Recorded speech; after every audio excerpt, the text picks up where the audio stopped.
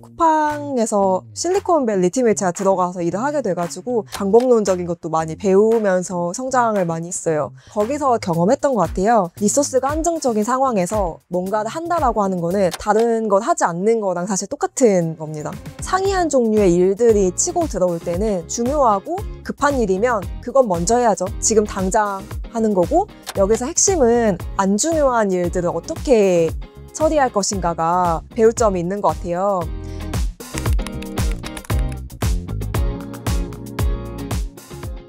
안녕하세요. 저는 광나래라고 하고요. 프로덕트 매니저로 일하고 있습니다. ssg.com에서 처음 프로덕트 매니징 커리어를 시작했고, 쿠팡에서 시니어 프로덕트 오너로 일하다가 지금은 블록체인 스타트업에서 일하고 있습니다. PM이라는 직무가 어떤 직무인지 간단히 설명을 부탁드릴 수 있을까요? 예를 들면은 쿠팡에서 구매할 때 어떤 상품을 추천할지나 또는 필터를 보여줘서 고객이 원하는 상품을 찾게 도와준다거나 더 잘 찾을 수 있는 자동 완성 검색어를 보여주고요. 상품을 고르기까지 모든 여정에 저의 손길이 닿아 있다라고 봐주시면 될 것 같습니다. 사실 우리 자신도 프로덕트라고 본다면은 모든 사람이 자기 자신의 프로덕트 매니저라고 볼 수 있거든요.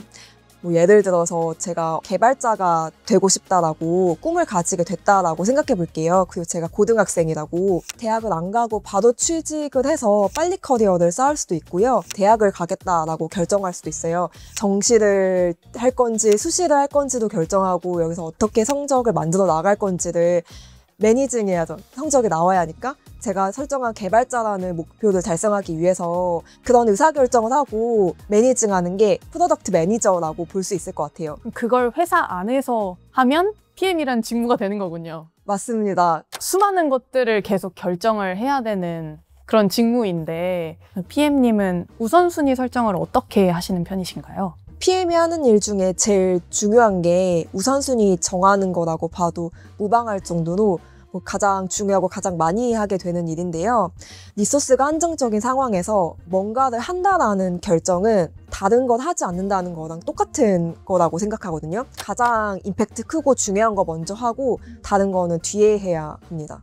상이한 종류의 일들이 치고 들어올 때는 저는 아이젠하워 매트릭스를 떠올리면서 일을 할 때도 많아요. 일의 중요도와 긴급도를 축으로 삼아가지고 업무를 뭐부터 해야 되는지를 판단하는 매트릭스인데요.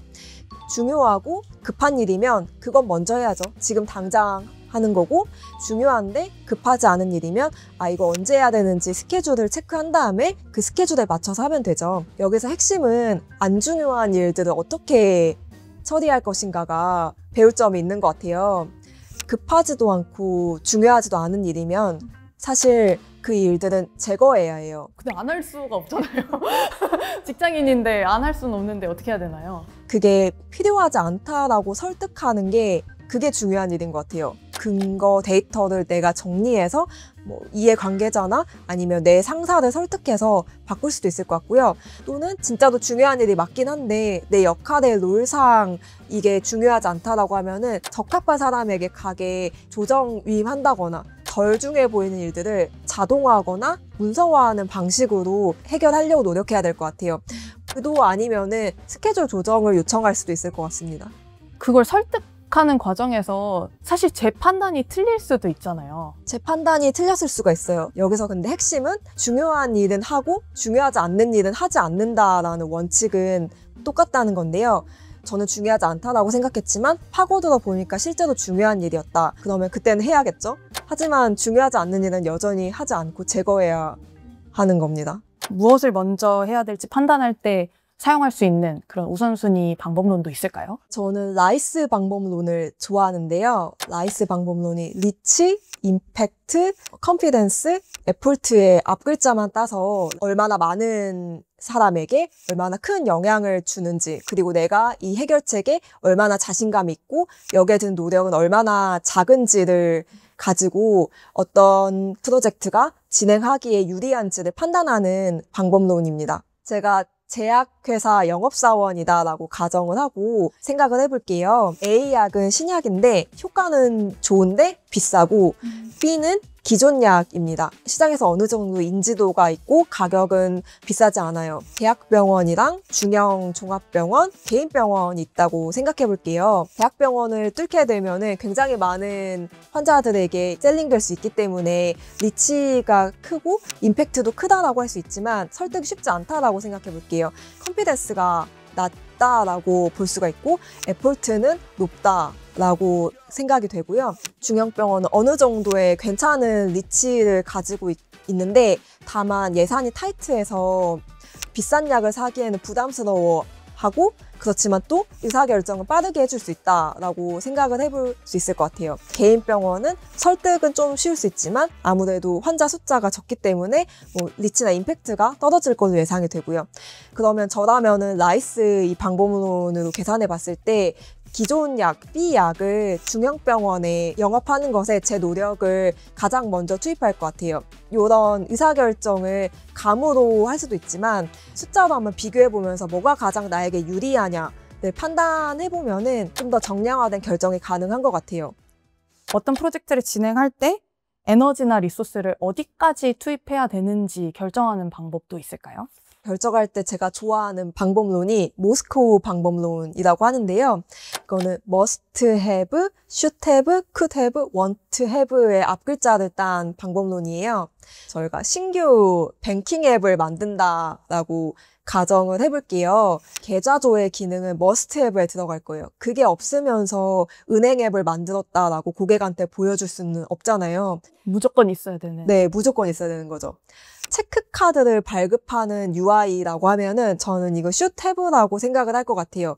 당장 없더라도 일단 내보내고 뭐 그 다다음 주에 추가해서 나간다거나 할 수 있을 거고 송금이나 특정한 거래에 대해서 알람을 보내주는 기능이면은 있으면 좋은 정도. 큐탭이라고 할 수 있을 것 같고 만약 저희 뱅킹 앱이 아직은 외국인 고객이 많지가 않은 상황이라면은 다국어까지 한 번에 대응하는 거는 너무 큰 리소스로 원투앱이라고 명시합니다. 나중에 언젠간 할지 모르겠지만 이번 프로젝트에서 분명하게 안 한다라고 서로가 기대 수준을 맞추고 가는 거예요. 사실 PM이라는 직무가 의사결정 권한이 있는 직무잖아요. 근데 사실 많은 사회초년생 스타터분들은 의사결정 권한이 없단 말이죠.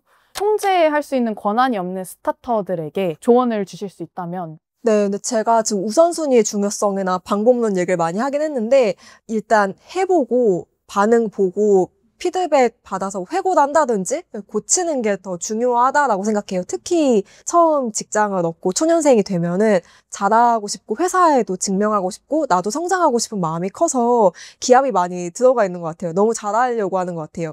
마지막까지 야근도 하고 고민 많이 해가지고 마지막에 짠 하고 가져갔는데 아, 팀장님 원하는 게 아니다. 이러면은 굉장히 곤란한 상황에 빠지게 되는데요.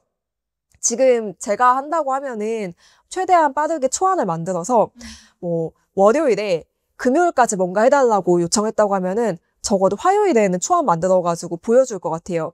만약에 상사 원하는 게 아니라고 하면은 화요일에 물어본 게 정말 잘 된 일이죠.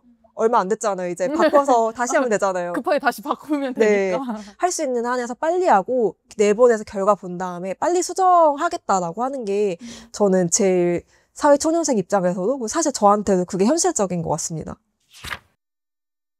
업무를 수행할 때 우선순위를 정하는 것 말고도 중요한 게 있다면 뭐라고 생각하시나요?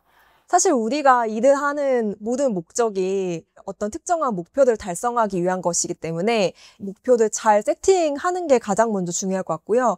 목표에 다가가고 있는지를 계속해서 점검하면서 일을 해나가는 게 중요한 것 같아요.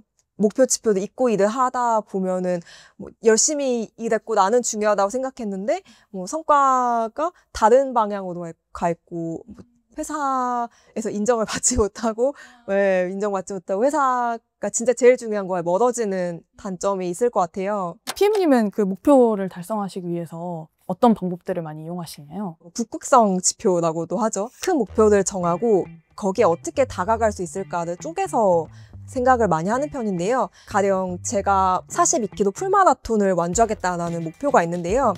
평소에 2, 3km만 뛰는 사람이 갑자기 나는 풀마라톤 뛸 거야 하면은 사실 와닿는 목표가 아니어서 굉장히 달성하기가 어려워질 것 같아요. 못할 것 같은데. 네. 좀 하다가 그냥 흐지부지 되고 실패할 가능성이 굉장히 크죠. 근데 그럴 때는 기한을 정하고 무엇까지 달성할 건지를 뚜렷하게 잡으면 도움이 됩니다.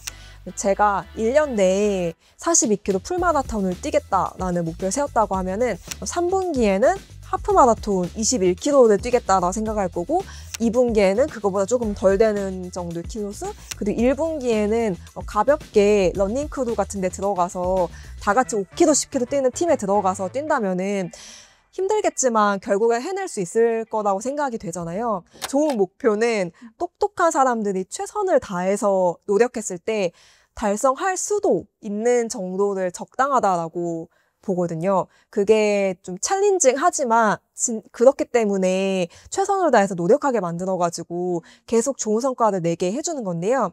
마라톤 예시도 비슷해요.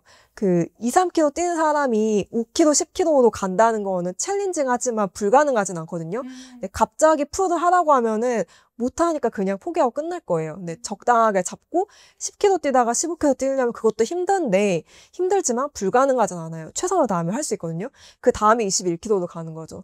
역시 너무 힘들지만 불가능하진 않게. 네. 이게 차근차근. 네, 맞습니다.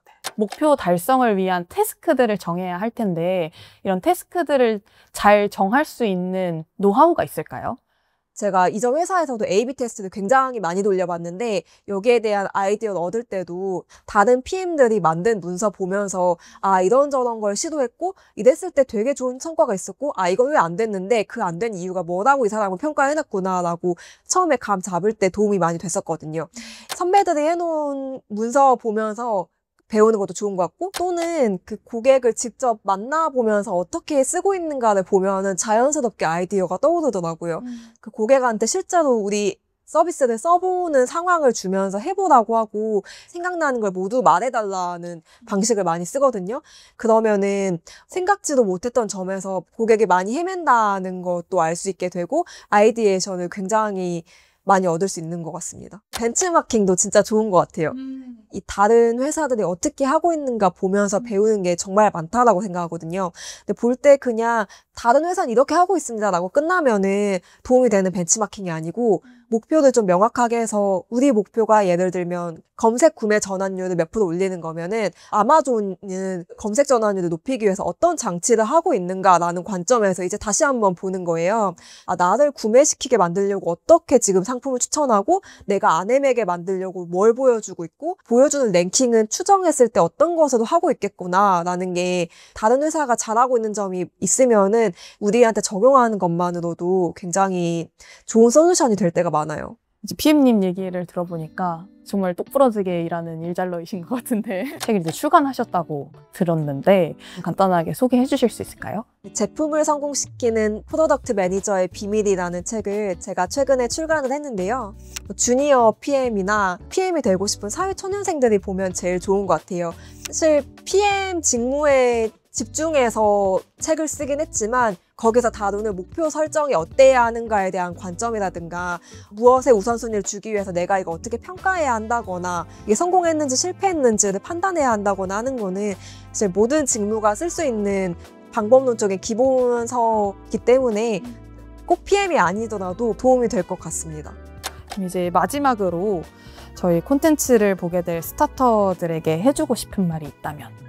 오늘 우선순위에 대한 이야기나 일을 어떻게 하면 잘할 수 있을지에 대해서 이야기를 많이 했는데 이런 방법론적인 것도 사실 알면 좋지만 더 중요한 거는 일단 먼저 해보고 그리고 빠르게 피드백 받아서 고치고 더 나아가면 되는 것 같아요. 처음부터 내가 원하는 제일 멋진 모습이 되지 않는다고 저는 실망할 필요가 없는 것 같아요. 지금 할 수 있는 것에서 해보고 거기서 잘 배움을 회고를 통해서 정리해서 내가 찍은 점들을 연결해 나가면은 결국에는 원하는 모습에 북극성이 언젠가는 도착할 수 있지 않을까라는 생각이 듭니다.